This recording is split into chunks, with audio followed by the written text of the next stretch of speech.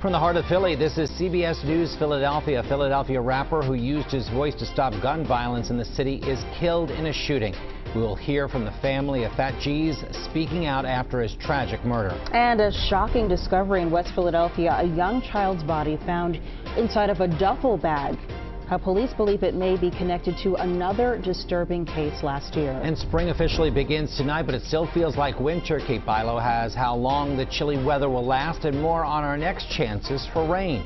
Good morning, everyone. Welcome to the news at 7, streaming on CBS News Philadelphia and on Philly 57. I'm Jim Donovan. And I'm Janelle Burrell. Glad to have you along on this Tuesday. We're going to start with that chilly next weather forecast. Meteorologist Kate Bilo standing by. Hard to believe that spring starts tonight, Kate, because it doesn't feel like it. It really doesn't feel like it. And how quickly we forget the 70s and the 60s we felt just last week. Now it's just the story, the cold. It's a cold start to spring. As you step outside this morning, it's kind of a slap in the face. It's hard to go backwards, right? When you start getting used to that nice, mild spring-like weather, tough to go back to these winter-like temps.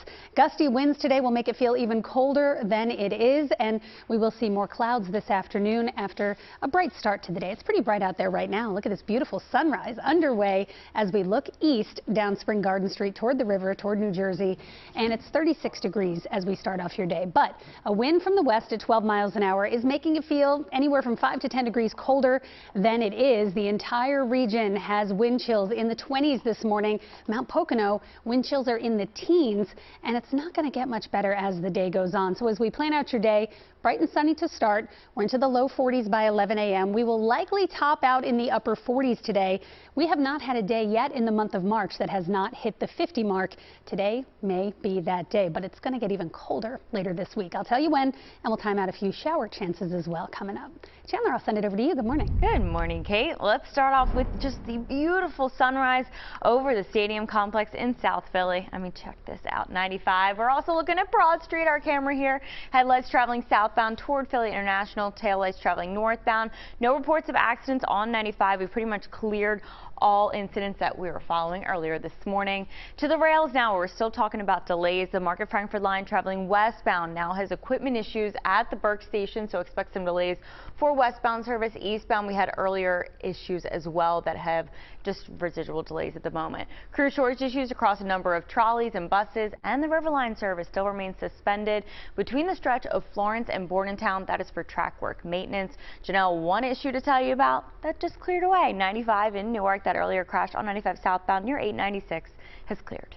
All right, Chandler, thank you. Family members say a Philadelphia rap artist who was dedicated to fighting gun violence was shot and killed late Sunday night, and now police are searching for his killer. CBS News Philadelphia's Ross DiMattei has been tracking the latest developments for us, joining us now from the newsroom with what we know. Ross, good morning. Good morning, Janelle. We now know that the young man who was shot and killed was Derek Gant. He's a rapper from Philadelphia who goes by the name Phat Geez. Ironically, he recently released a song called No Gun Zone with the hopes of reducing gun violence here in the city. This shooting happened shortly after 10 o'clock on Sunday night on the 1200 block of Taney Street. Investigators say they do have video of the shooting, and it appears Gant had a conversation with someone who was in a car right before he was shot. Police are still searching for the shooter or shooters responsible. Meanwhile, CBS News Philadelphia spoke with Gant's family about the grief they're now feeling and their pledge to get justice for Phat Geez. He had a heart of gold. The biggest smile, the biggest hug, the biggest kisses, you know. He was a very, very genuine cousin. Just to grow up in the streets of Philadelphia and dare to be different is who he was. He took a chance on his own self when nobody else would. And justice will be served. This is the holiest month of Ramadan. He was Muslim. So we know that he's in paradise, but when it comes down to it, we still are left here in grief, in shock and disbelief. How dare you? How can you go to sleep at night knowing that you did that to somebody senselessly? And investigators say that they found multiple shell casings from a handgun at the scene. They think that whoever fired the gun took off right afterwards, heading north on Taney Street. If you have any information about this shooting, you should go ahead and reach out to Philadelphia police. Jim, I'll send it back to you. Thank you, Ross, for that update.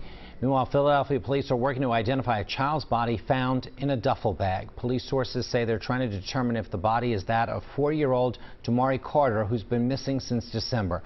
The disturbing discovery was made yesterday morning in an alley on North 38th Street near Haverford Avenue in Mantua.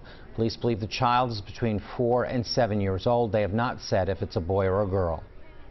I didn't know if it had the footage that they were looking for, but then I realized that it had up to 4 months saved on it, so I did provide them with the entire camera light card. I was just like, here, take it, whatever you can find, you can find. I hope that it helps. It does have night vision on it. As of now, investigators can't determine if there are any signs of trauma due to the severe decomposition of the body. Tamari Carter was reported missing on December 30th by family members who hadn't seen him for weeks. According to investigators, his mother told family members that the child had been struck and killed by a car. Police could not find any evidence to corroborate that claim. Officers searched the neighborhood in West Philadelphia where the little boy lived, but they were unsuccessful in finding him. In January, his mother and her boyfriend were charged in the boy's death. Police have released new surveillance photos of the shooting at a SEPTA bus stop that left a high school student dead earlier this month. Look closely at your screen. Police say these are the men wanted in connection with the shooting at Godfrey and Ogons Avenues on March 4th. Police say the first shooter is a man wearing a black hooded sweatshirt with the words, "Don't get emotional, it's only broken promises" on the back. Second shooter is a man wearing a light-colored hooded jacket and dark pants. That shooting took the life of 17-year-old Damon Taylor, a student at Imhotep Charter.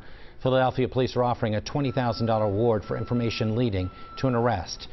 Police believe a shooting 2 days later at a SEPTA bus stop at Rising Sun and Cottman Avenues could also be connected. In that shooting, 8 Northeast high school students were injured. So far, 3 suspects have been arrested in connection with that shooting. But the final suspect, 17-year-old Asir Boone, remains at large. Well, we're learning that it could take weeks before a man accused of killing 3 family members is extradited from New Jersey to Pennsylvania. 26-year-old Andre Gordon Jr. is accused of killing his stepmother, his sister, and the mother of his children in Levittown, Bucks County on Saturday morning. According to a criminal affidavit, officers responding to a 911 call found Gordon's stepmother and his 13-year-old sister shot to death inside of a home on Viewpoint Lane. And then minutes later, the mother of Gordon's children, Taylor Daniel, called 911, they say, to report that he was outside of her home on Edgewood Lane with a gun. Shortly after that, police say Gordon shot and killed her. Her mother and brother were injured after trying to intervene. Court documents also say Daniel and Gordon's 2 young daughters were in the room where their mother was killed. A Philadelphia man convicted of a triple shooting and attempted murder back in 2011 is now a free man. Yesterday, District Attorney Larry Krasner announced that all charges against C.J. Rice were dropped, claiming that Rice had ineffective counsel and that the evidence against him was weak. The DA's office also says the case relied on a witness who misidentified Rice, as well as a theory about Rice's alleged motive after he was shot prior to that triple shooting. It would be a violation of my oath to leave someone sitting in jail on a case that has no integrity. Krasner added that the DA's office is not taking a position on Rice's innocence, but it is his belief that his office did not have enough evidence to retry the case. A big honor for a local World War II veteran. He was just given France's highest military award. CBS News Philadelphia has been following the story of Corporal Benjamin Berry for several months. In 1943, he provided logistical support to soldiers during the Battle of the Bulge. That support was so critical in that battle that French President Emmanuel Macron bestowed him with the French Legion of Honor. The French consul presented the award to Berry yesterday. Several members of the Temple University ROTC program expressed their gratitude during the ceremony. It's an honor that the kids do it today. Now you find a few who still come up and say, thank you for your service. And that's remarkable. Well, Corporal Berry will be 101 years old in September. He's been fighting for a monument in Philadelphia dedicated to those who served in World War II. What I think is so great about this, not only is it France's highest military honor, but the fact that he's alive to get that honor. You know, so many times it's posthumously awarded, but so nice to see him getting that recognition. Thank you for your service.